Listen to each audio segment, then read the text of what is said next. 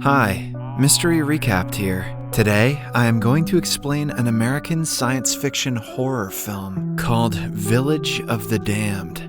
Spoilers ahead, watch out, and take care. Midwich, California is a quiet coastal town that has nothing unique about it until one day, a strange phenomenon occurs. The people are taking part in preparing for their annual festival when the clock hits 10 a.m. At this very moment, everyone in the town falls asleep, including birds and other animals. Some lie unconscious in their houses, and others in the middle of the street. A man named Mike is driving away from the city at the same time. When he is about to cross the border, he too falls asleep, causing his car to crash and explode. Soon, the incident catches the attention of the people from the neighboring town. Police and forensic doctors come to investigate, but everyone who crosses the border falls asleep instantly. After some research, they find the town is connected to no nuclear or chemical plant that might have caused a chemical leak. That means that whatever is happening to the town is beyond human knowledge. One of the doctors investigating the scene is named Alan. He is also a resident of the town and is worried because his wife Barbara is not answering his calls. Hours pass, and at exactly 4 p.m., everyone wakes up simultaneously. Alan rushes to Barbara and asks her what happened, but she is as confused as the rest of the town.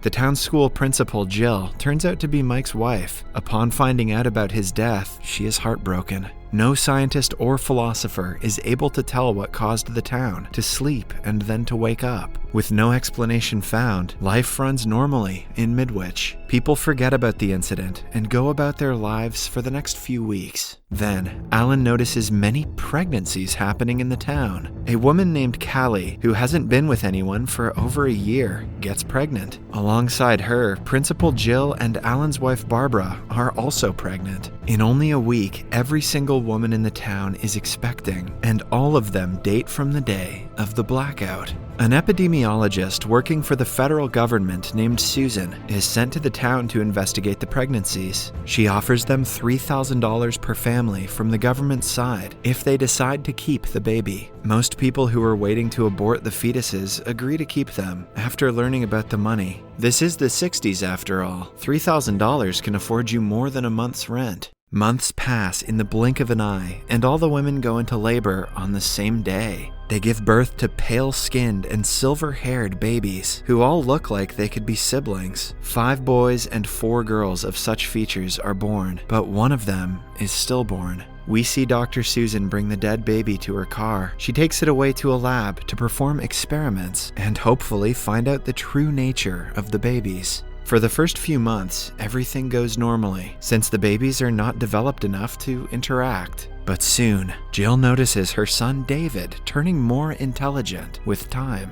When he starts to crawl, he can even spell his own name. Barbara and Alan have also noticed their daughter, Mara's, strange behavior. They ignore it for the most part, but one day, Barbara sees Mara's eyes glow. The little girl hypnotizes her mother and makes her dip her arm into boiling water. Barbara is saved when Jill arrives at the house, but the incident never leaves her mind. She starts being scared of her daughter, so much so that her thoughts go into a very dark place. Hence, one day, she goes to the cliff near their house and commits the unthinkable. Alan is heartbroken by his wife's death. He knows that Mara had something to do with it, but he refuses to talk about it with anyone. Meanwhile, Dr. Susan has been observing the children closely ever since their births. She and the people from the government research team are in a meeting. They discuss the changes in the behavior of the children and come to the conclusion that the increasing accidents and deaths might be related to them. They have also observed that Alan's daughter Mara is the leader. They assume she can read people's thoughts and act accordingly to it, but are yet to prove the theory.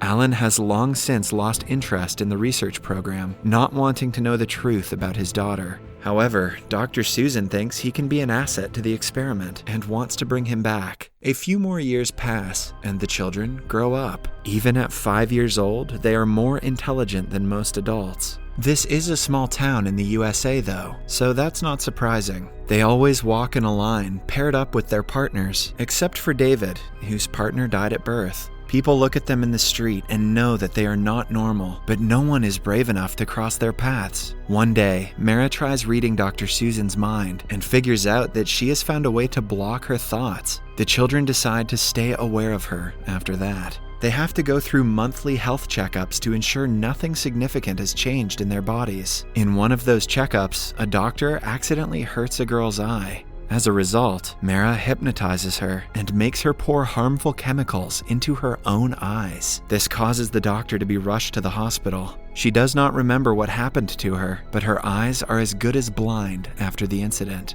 Although there is no proof, everyone in the town knows it was the kids. Jill is worried about her son, but she cannot let the deaths and accidents slide away. Hence, she suggests that Alan teach the special children away from the rest of the children in their class. Alan thinks there is nothing he can teach them, but Jill argues that they have to learn humanity. After the conversation, Alan walks to his daughter and holds his hand out to her. However, Mara simply walks away. She doesn't have an ounce of compassion in her, which Alan refuses to acknowledge. At night, Jill tries brushing David's hair, but he doesn't let her. He claims that there is no need for her to be emotionally invested in him, because emotions are useless. David has been on TikTok too much. He reads her mind and finds her thinking about her late husband. The mother and son resonate with each other because David too lost his partner at birth. Looking deep into his mother's thoughts, he finds out about the word empathy and its meaning. The following day, Mara and the group are walking in line as always. Suddenly, David does something that no one from the group has ever dared to do. He walks away without Mara's permission. Mara thinks it is strange, but doesn't stop him this time. David goes to the cemetery to look for his partner's grave. There, he finds the woman who had lost the baby at birth. She hates all the special children because they remind her of the child she lost. She says mean things to David, but he looks into her thoughts and feels empathy for the first time. Later, he also meets Alan, who is there to visit Barbara's grave. David reveals that he is here to visit his partner, which surprises Alan because David was never told about the stillborn. As they chat, the kid finds out that Alan has also lost someone important to him. He holds Alan's hand, acting on his emotional urges. This gives Alan hope that special children can change if taught to have emotions. He agrees to be their teacher and arranges their first class the next day. While studying anatomy, the children repeatedly say the eyes are the window to a person's soul. Alan explains that they should study that in philosophy, but the kids remain adamant about the answer. He is also surprised by the synchronization among them when taking books out or putting them back. A while later, the kids are alone when a drunk janitor comes into the classroom and threatens to kill them. They refrain from hurting him for some time, but as soon as he touches one of the kids, all of their eyes start to glow. The man is then made to climb a ladder and jump onto a vehicle. The stick he was holding stabs him in the chest, causing him to die immediately. The next day, Alan goes to Susan and asks her what progress she has made in her research. Susan reveals that their town isn't the only one going through the same situation. In fact, several small villages around the globe have had blackouts and pregnancies following them. She then brings Alan to a secret room and shows him the infant that was stolen a long time ago. The experiments performed on the baby have brought out its original form, which is one of a strange alien creature.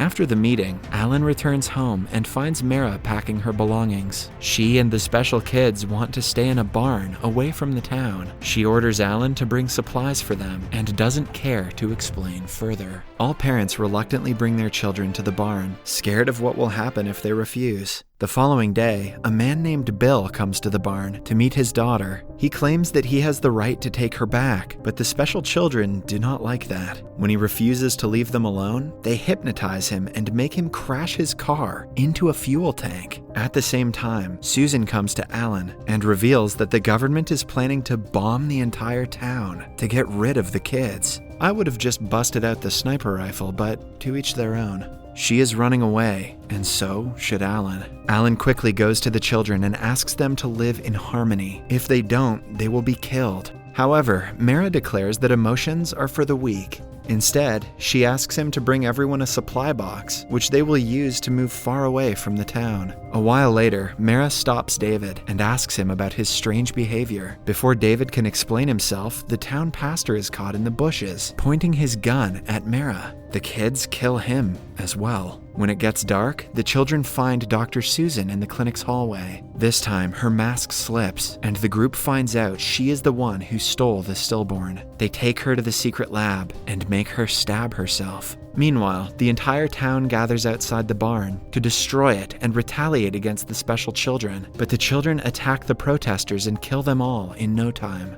A woman is burned to death after being hypnotized. Alan and Jill meet each other and decide that it is about time the children die, because if not, others will. Alan doesn't want to put Jill's life in danger, so he runs away after locking her inside a room. He enters the barn with a box of explosives. The children are now ready to move, but one thing leaves Mara uncomfortable. She cannot read Alan's thoughts because he is blocking them with a wall. At the same time, Jill arrives at the back of the room and tries to take David away. The children spot her, but they cannot focus on two people at the same time. Mara tries her best to find out what is behind Alan's brain wall. Just when she sees the explosives, the vision becomes reality and kills everyone other than David and Jill. In the last scene, we see David and Jill driving away to a different city. Jill is hopeful that they can start a new life, leaving Midwich behind. But they probably can't, because they just blew up a bunch of kids. Subscribe for more videos like this, turn on notifications, and leave a like to help the channel out. Thank you for watching.